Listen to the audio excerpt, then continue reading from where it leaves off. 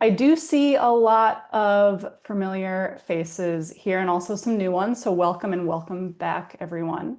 Um, this is the November 2025 Zeek Community Call. Um, and yeah, so this month we're going to be hearing from a few community members who have volunteered to talk for just a few minutes about how they are using Zeek, specifically how they're using Zeek logs.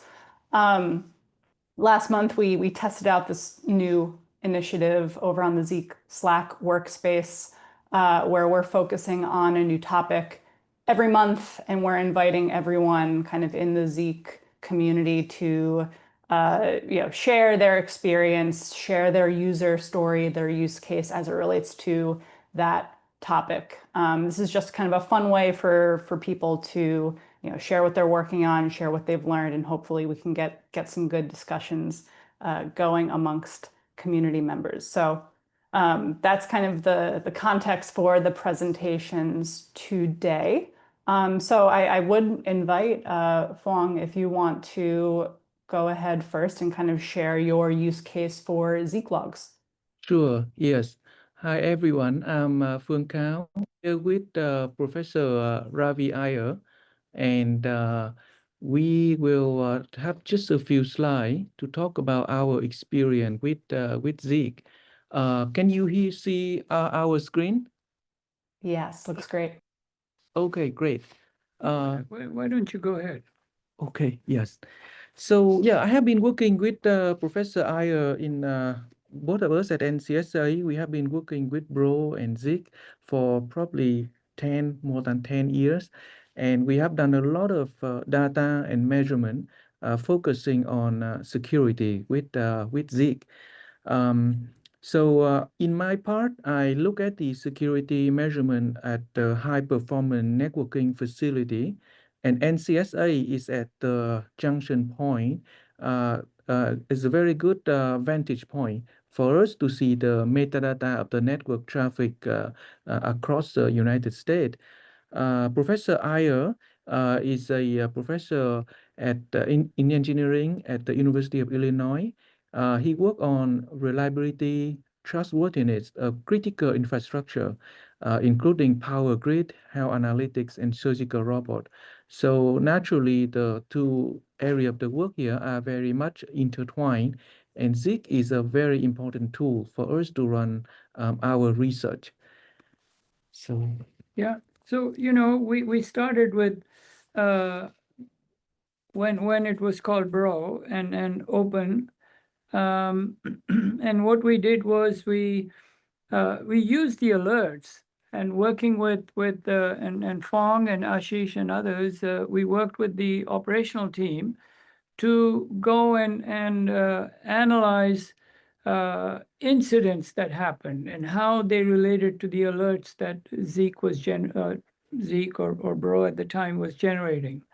And that was really quite a insightful analysis. It took maybe a year to do that, but in the end, that was, the success was someone at NSA saw this work and they actually were looking to fund someone who would be an interface between theory and practice. They were really interested in how this could lead to a underlying theoretical formalism, but they were keen to see this relationship. So that was probably one of the first major attention. The downside of it was, of course, a lot of people will come to our presentations and they would be questions, but not something that would say, here's how you should change it. And so I said to our program manager, look, I never get any feedback as to what changes would you like. He said, so long as we keep coming, you keep doing what you're doing. So that was interesting. So that was related to security, and this work got quite a bit of attention. That has grown over a period of time, and now an example project that we have is is how we can actually start to analyze the drift of the system in terms of due to a variety of changes, underlying changes in the system. Is it, it doesn't quite immediately become vulnerable. It sort of drifts, and these drifts open up windows occasionally. It's a hard problem, but when the window, if the system is being attacked, people trying to compromise it all the time, then this drift can be a relatively, I'd say dangerous phenomenon, because it not only opens up, but it sort of makes it easier. It's like saying the gate is still there, but it's so stretched that anybody can go in. And as it drifts, this gate might even close. So how do you continue to measure this over a period of time and keep the system safe is a question that we are trying to answer.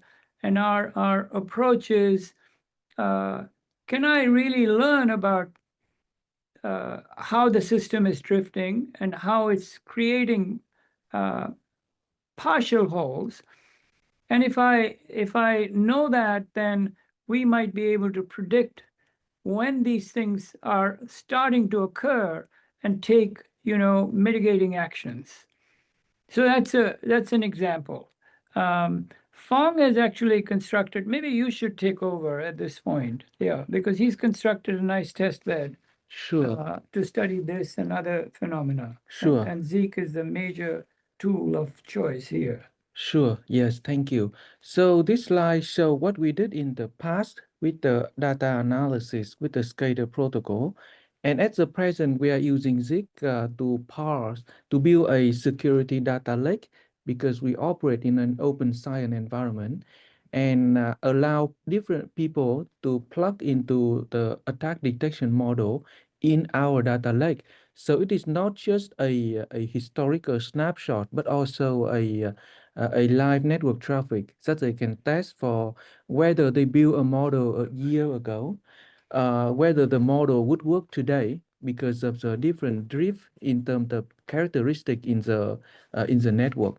That is one of the use case of the Zeek data. Another use case is to use Zeek to look at the post-quantum signature in the network.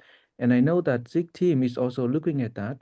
And we have a project to build a dashboard, and also to work with NIST to provide an update on the adoption rate in the scientific protocol, which Zeek is one of the central tool. So that is summary of what we are doing with Zeek. And if you have any question now, I can answer quickly. Otherwise, I can wait to the end. Great. I think for the sake of time, I would actually find it helpful if we moved on to the other two presenters, and then we can get to the project updates. But thank you both so much for spending the time to put together the slides and show that for everyone. If anyone does have questions, we can also drop them in the chat. Doug, would you mind jumping in next? Happy to. Thank you, Michelle. Good morning and good afternoon, everybody. I am Doug Burks. I started the Security Onion project way back in 2008, and Zeek has been a very large part of our platform pretty much since the beginning. I added Bro, as it was called back in the day, in 2009, and it's been a very central component of our platform ever since. Security Onion is a platform that's by defenders for defenders, so we're very much focused on deploying Zeek, deploying Suricata, deploying all the backend technologies that folks need to do things like alert generation, incident response, threat hunting, case management, log management, all the things that you would need to do in an enterprise Defender environment. And so, we've continued to iterate on the platform over the years. The platform looks a lot different than it did from that first version in 2008. These days, we include the Elastic Stack as our backend. So that's what's collecting the logs. So if you think about it from a Zeek perspective, if you deploy Security Onion, you're getting Suricata looking at your traffic, you're getting Zeek looking at your traffic. They're both generating logs. And I think the focus of this call was really, what does that log pipeline look like? And so those logs get written to disk. Because we have the Elastic Stack, we use the Elastic Agent to pick up those logs and transport them to Elasticsearch on the back end. Elasticsearch then parses those logs and stores them for indexing and for retrieval. And at that point, we've built our own web interface, even though the Elastic Stack does include a web interface called Kibana. We've developed our own that's specifically tailored to the kind of things that we do as defenders, the kind of things that we would want to do. And looking at alerts and pivoting to Zeek logs for that additional metadata, or maybe doing some threat hunting directly with our Zeek logs. So we've built dashboards that are not just pretty pictures, but they're actually actionable. They are things that I use on a daily basis because I am a defender myself. When I get out of bed in the morning, that's one of the very first things that I do is I go and do some threat hunting. And so we want to make sure that our dashboards really support that. They support looking at Zeek logs and all of the amazing fields within those Zeek logs, pivoting to other logs, including not just the Suricata alerts that we talked about, but other types of logs as well, to include host-based logs, firewall logs, and logs that you would collect from other third-party devices and applications. And so Security Onion has really evolved over the years,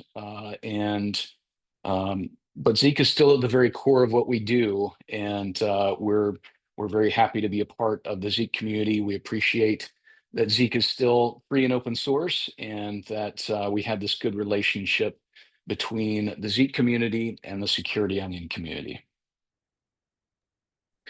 Another thing I'll add is that just in terms of deployments, we have lots of different deployments out there. You can deploy Security Onion on things as small as a very small virtual machine on your laptop, all the way up to the opposite end of the spectrum, which would be a large distributed deployment in a very large enterprise.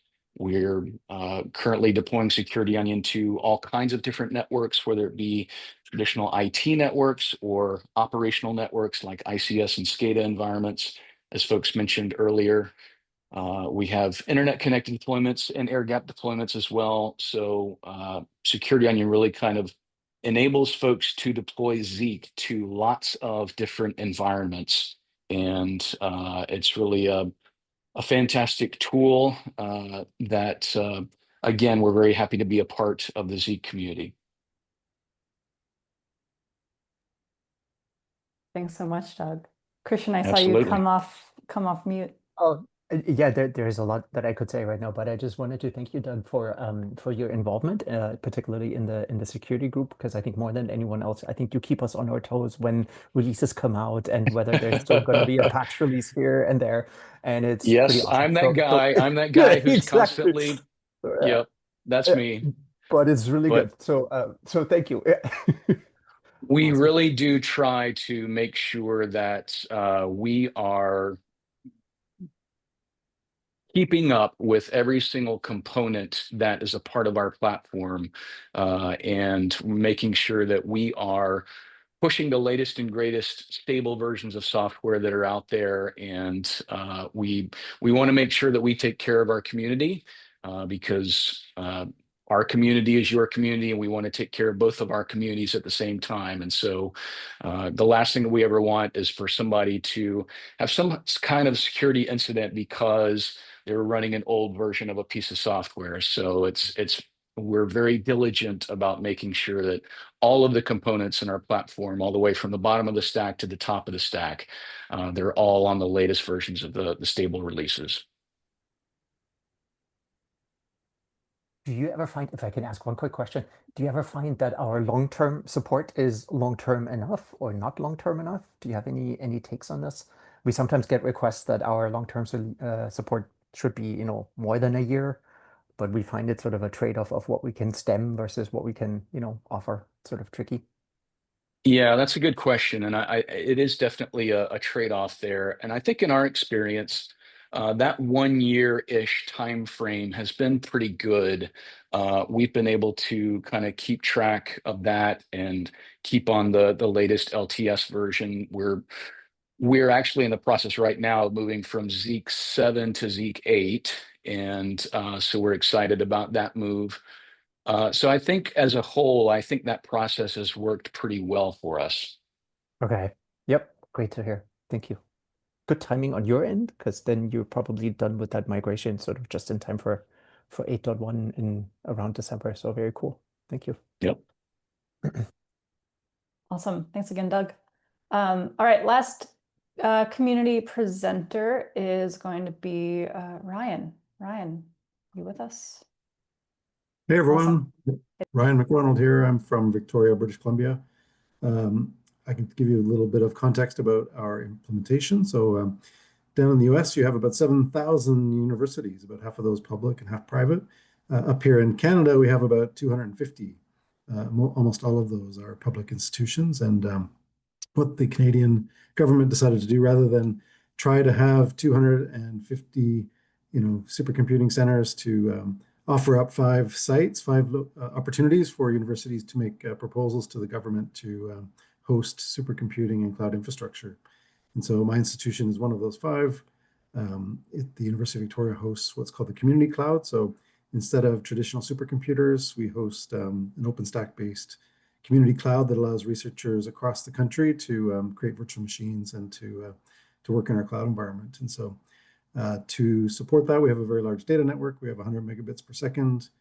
We have a tier 2 partnership with the Particle Accelerator project in CERN, Switzerland. And so we've got quite a bit of data moving back and forth, as well as we recently signed a partnership agreement with the Square Kilometer Array. This is a very large radio telescope being built in the Southern Hemisphere, and massive amounts of data are being pushed through that. So we're moving to 400 gigabit networks.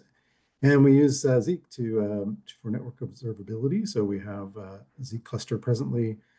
Because we have 100 gigs, we had to capture that with 10 workers. So we have 10 workers with 10 gigabit connectors. And I have also been doing some testing with a Mellanox 100 gig card, so we can actually figure out how to get to 400 gigs in the future. And from our perspective, Zeek has really helped us understand what's going on in the network. I do use extensive use of the Zeek log, so using awk and other shell-based scripts I have a bunch of scripts that run through that and find that very useful. Some of the use cases mentioned, I like to look at top talkers, looking at interesting new emerging patterns, also looking at the post-quantum algorithms that people are using and notify users when they might be using risky ciphers in their data. And so those are some interesting things. And I was asked to kind of comment on what are some of the hard problems that we would like to see or that we've encountered. One of them for me was thinking at the session layer instead of the IP layer. So most of us in networking intuitively think at the IP layer. Let me give you an example. Some of the SSH connections that come through our research connections may take days to execute some SCP transfers. And so if you imagine that on a timeline, in IP traffic terms, that would be fairly consistent over time and then end. In session terms, because the packets are assembled, it would look like all of a sudden, boom, we got one giant file at one point in time. And so getting my mind around looking at reassembled traffic and thinking about the logs in that fashion took a little bit of getting used to from my perspective. And secondarily, I have been looking at some other packages. One of the packages in particular I was looking at allows you to do real-time PCAP capture. So I think a cool feature for Zeek would be if you're able to use traditional rules like you would use, BPF rules like you would use in Wireshark or something, to be able to say, capture for me all port 80 traffic from this IP address and save that in a tidy PCAP file somewhere. I think that would be a cool feature, but I'm not sure that fits necessarily architecturally with Zeek, but something I would like to see. And I'll leave it there for any comments or questions. Cool. I think there are some contacts, Ryan, at Berkeley Lab down here that would be very helpful for you, particularly Ashish Sharma, probably, who has a setup very similar to yours, both in terms of, I think, dimensions and sort of challenges. And they use an in-house solution that they call the time machine for basically going back to recorded data, both PCAP and logs, mostly logs, I think, but like within, you know, it depends on exactly what you're after. But open doors everywhere. I'm sure they would tell you more about how they do that, and maybe there's something there that you could leverage. I appreciate the pointer. Thank you. Happy to make an introduction. Wonderful.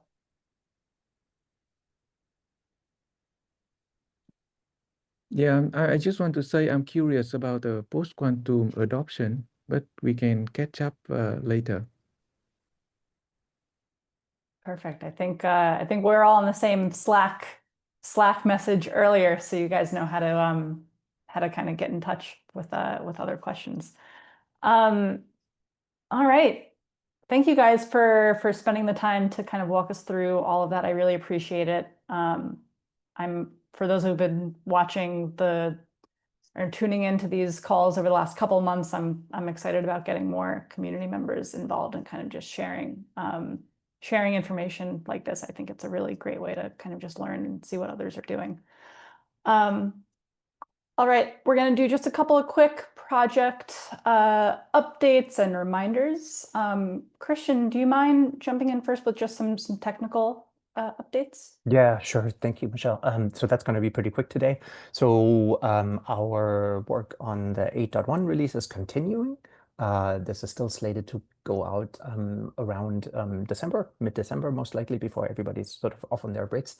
And the biggies for that one continue to be the switch to ZeroMQ as our backend, with a few other pieces that sort of, depend on that or sort of like gate on that, which is basically increased support for WebSockets to integrate other things with Zeek, better libraries for making that easy for people as opposed to having to figure things out so much. And we're also planning a bunch of ZKG updates, which are long overdue, and I've finally found some time for it. So that's sort of on my pile right now. And other than that, yeah, basically as usual, like follow us on GitHub. You can see what we're doing there.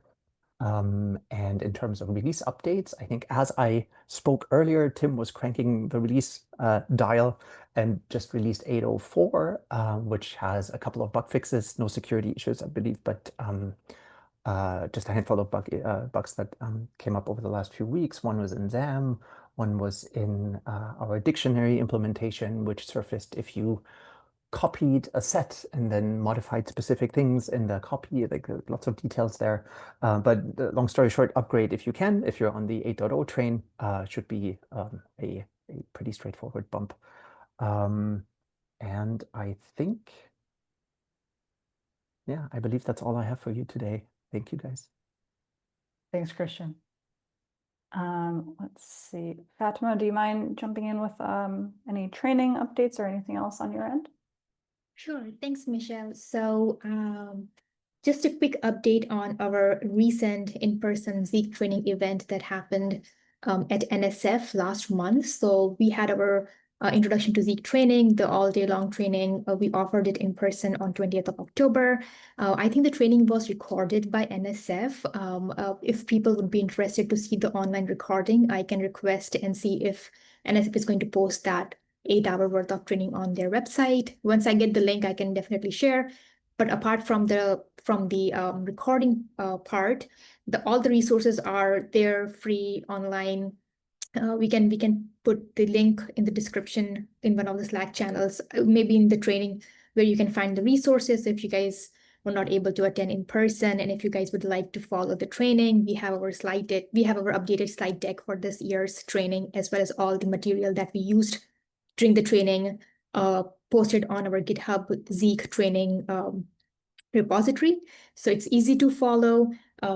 Few other things that we noticed during the training were we had a great turnout. There were 52 registrations and pretty much everyone showed up. So like almost 50 people showed up, and most of them were retained by the end of the day. And we had gotten great feedback from people. We had a diverse set of audience, from professors, students, postdocs, to actual security engineers / analysts. We had a great corridor talks where people were discussing their nuances and issues with their current Zeek installations, how it can be improved, and other kind of like all sorts of questions around Zeek. So it was pretty impressive to see this kind of like a vibrant group of people who are interested to learn about Zeek, and they are like at different stages of their journeys in deploying Zeek in their production environment. So it was quite impressive. I guess Michelle also has worked on a blog post that kind of like goes over some of the other details of how was the training, what were some key takeaways, what are the goals of the training. So I would highly recommend to go and check out that blog post as well. Michelle put a lot of efforts in writing it down. So that would be another resource for you to go and check out if you guys are still uncertain about should we attend Zeek training in person next time or not. Other than that, that's that. I think next year we might have some more frequent trainings. Again, it's not decided yet because there is a format change that's going to happen with NSF cybersecurity summits that they do, and we are highly kind of like eager to explore that with our Zeek trainings as well. But again, it's not decided yet, but we're kind of like looking forward to offer more in-person trainings possible next year. I think the immediate training that's going to happen that is confirmed is Ashish's hands-on Zeek scripting training / incident response training that's going to happen in CERN in March, again in person. So if you guys would like to learn more about hands-on scripting / incident responding with Zeek, highly recommend to go and check out that training that Ashish is going to give in March. I think other than that, that's pretty much it. Again, the link for the blog post and the link for the GitHub repo on which we have our training resources, we can share that in our Slack channel. Again, if you guys are trying training, if you guys have any feedback, if you guys run into any issues or problem when you are trying the training offline, please reach out to us. We'll be more than happy to help you guys out with any kind of questions, issues, concerns you guys have. That's pretty much it. And again, if you guys have any questions, if you guys would like to be more involved in training, we always look out for people who can kind of like become Zeek trainers. So if you have any interest in going out and presenting the training for Zeek events, please reach out and we will be more than happy to work with you guys and kind of like create our small Zeek presenters army that can kind of like go out in person and present these trainings in future. So that's pretty much it. Thanks, Michelle. And yeah, if you guys have any questions, please let us know. Awesome. Thanks so much, Padma. Great. I'm gonna wrap this up with a couple of quick leadership team and community updates. I'm going to be covering the leadership team stuff for Johanna. And there's a lot of overlap between the LT and the community updates. So the one thing that she wanted to share from some ongoing discussions at the leadership team meetings, we do have, in regards to the leadership team election cycle, we have one vacant seat on the leadership team for this upcoming year. We have Keith Lehigh, who's going to be stepping away from his role after many, many years supporting the Zeek LT. So there's that one vacant seat, but otherwise there are no big changes to the leadership team for now. But I'm sure in the future, as the next election cycle comes up, we'll have some more news and some more updates on that and what to expect and how to get involved if anyone is interested in doing so. On the community side, in addition to the NSF training, Christian also gave a talk at the end of October at hack.lu We published a couple of blog posts that recap both of those events. So if you are curious, definitely head over to our blog. I'm going to drop a couple of links in the chat for those who are on the call. If you're watching the recording, I'm going to have a bunch of links in the video description. So definitely be sure to check that out if there's anything that piques your interest there. I'll also have the link to our CERN workshop, 2 days, March 25th to 26th of next year, happening at CERN, something that we're very excited about. We are currently lining up our agenda and our presenters. So if anyone is interested in coming to present at CERN on Zeek, please let us know. But otherwise, registration is open if you do just want to attend and go to the training and listen to the talks and check out CERN. I think it's going to be a really awesome event. And the last thing I'm going to mention, again, kind of related to the presenters that we had in this call today, we kicked off our Topic of the Month series on Slack.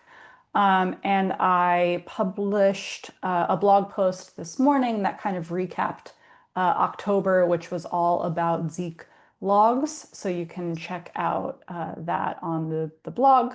And I do want to just take a moment and thank everyone who did contribute to that first month and kind of shared their use case for the Zeek logs. So we had Mark, Seth, Fuang, Jim, Doug, Ryan, Alia, Eric, Fupeng, and we had a couple of anonymous contributors as well who joined in. November's topic is Zeek hardware and setup. So even if you, maybe you didn't participate last month, you can definitely jump into the conversation in November. It doesn't matter if you just set up your Zeek system yesterday, or if you've kind of been a long-time user and have a complex setup. Anything in between, we definitely want to hear about it. So head over to our Slack. There's a channel called Topic of the Month. And yeah, it's very much just an open discussion and a fun way for us to kind of share what we've got going on. So keep an eye out on Slack for more on that. And I think that is all on the community end. Again, there will be lots of links in the video description, so check those out. We'll be sure to cover the training, and the GitHub repo and everything else from there, and the blog posts and the CERN registration. So lots of stuff happening. I'm excited to see how the rest of the year plays out. So Christian, Fatima, I think and Seth's on the call. Anything else? Did I miss anything? Don't think so. Cool. Fantastic. Nope, I'm good. Thanks. Awesome. Thanks, guys. All right. I hope everyone has a great rest of the day, great rest of the week. And we will see you next time. The next community call is going to be December 3rd, Wednesday at 10 a.m. Pacific time. So we'll see you guys there. Thanks, everybody. Thank Thanks, you. Michelle. Thanks, Michelle. Bye. Thanks, y'all. Bye-bye. Bye. Bye-bye.